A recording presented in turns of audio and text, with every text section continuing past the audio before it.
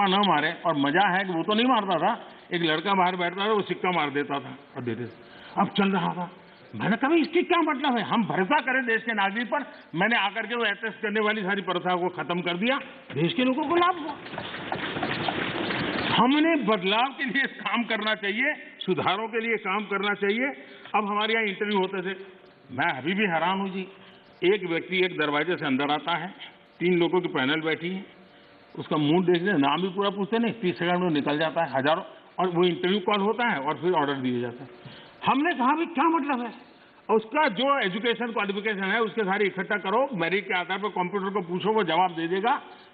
ये तीसरे और चौथे श्रेणी के लोगों के लिए इंटरव्यू का क्या जमाल बनाया हुआ है। और लोग कहते थे भाई सिफारिश के बिना नौकरी नहीं मिलेगा, हमने खत्म कर दिया। मैं समझता हूं कि देश में हम चीजों को बदलने से, असफलता के डर से अटक के रहना, ये कभी भी किसी का भला नहीं करता है। हमने बदलाव करने चाहिए और बदलाव करने का प्रयास हम करते हैं। माननीय अध्यक्ष जी, हमारे यहाँ खेती, हमारे यहाँ किसानी एक प्रकार से हमारी संस्कृति की मुख्य धारा का हिस्सा रही है। एक प्रकार से हमारी संस्कृति के प्रवाह के साथ हमारी किसानी जुड़ी हुई है। हमारे ऋषियों ने, मुनियों ने इस पर बहुत कुछ लिखा हुआ है, ग्रंथ अवेलेबल है हमारे यहाँ कृषि के संबंध में, बहुत सारे उत्तम अनुभव भी हैं। और हमारे यहाँ राजा भी खेतों में हल चलाते थे। जनक राजा की बात तो हम जानते हैं, कृष्ण भगवान के भाई बलराम की बात हम जानते हैं। कोई भी बड़ा परिवार होगा, हमारे यहाँ किसानी और खेती, ये हमारे देश में सिर्फ कल्टीवेशन ऑफ क्रॉप नहीं, हमारे यहाँ एग्रीकल्चर एक प्रकार का समाज जीवन के कल्चर का हिस्सा रहा हुआ है। और उसी हिस्सों को लेकर के हम करें, और ये हमारी संस्कृति है। हमारे पर्व हो, त्योहार हो, हमारे गीत हो, सब चीजें फसल बोने के समय के साथ या फसल काटने के साथ जुड़ी हुई रहती है। ये हमारी यहाँ परंपरा रही है। हमारे जितने लोकगीत हैं वो भी किसानी से जुड़े हुए होते हैं, फसल से जुड़े। हमारे त्योहार भी उसी से जुड़े हुए रहते हैं। और इसलिए, और हमारे देश की विशेषता देखिए, हमारे यहाँ किसी को आशीर्वाद देते हैं, शुभकामना देते हैं, तो उसके साथ धन धान्य शब्द उपयोग करते हैं। धन धान्य, धन और धान्य को हमारे यहाँ अलग नहीं करते हैं। सिर्फ धान्य भी नहीं बोलता है कोई, सिर्फ धन भी नहीं होता, धन धान्य बोला जाता है। हमारे यहाँ धान्य का ये मूल्य, ये महत्व समाज जीवन का हिस्सा है। और जो स्थितियां बदली हैं, तो हमने भी उसको फिर से एक पटरी पर लाने के लिए प्रयास करने की आवश्यकता है। राज्यसभा के अंदर मैंने विस्तार से छोटे किसानों के संबंध में बात कही है। और देश का 80-85% वर्ग, इसको हम उपेक्षित रख करके देश का भला नहीं कर सकते हैं।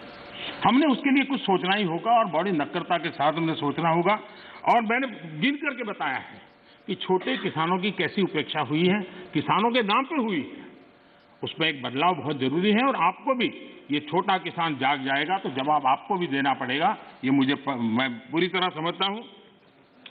हमारे यहां जैसे जैसे आबादी बढ़ रही है, जमीन का टुकड़ा छोटा होता जा रहा है, परिवार के अंदर जमीन जो है बढ़ जाती है। चौधरी चरण सिंह जी ने तो एक जगह पे ये कहा हुआ है कि हमारे यहाँ किसान इतना जमीन की मालिकी उसकी कम हो रही है कि वो स्थिति ऐसी आएगी कि वो अपने खेत में ही ट्रैक्टर को टर्न करना होगा तो नहीं कर पाएगा, इतना भी जमीन का टुकड़ा होगा। चौधरी चरण सिंह जी के शब्द है। तो ऐसी जब चिंता हमारे इन महापुरुषों ने हमारे सामने की है, तो हमें भी तो कुछ न कुछ व्यवस्थाएं करनी होगी। हमें इस आजादी के बाद हमारे देश में 28% खेतहर मजदूर थे, 28% लैंडलेस लेबरर थे।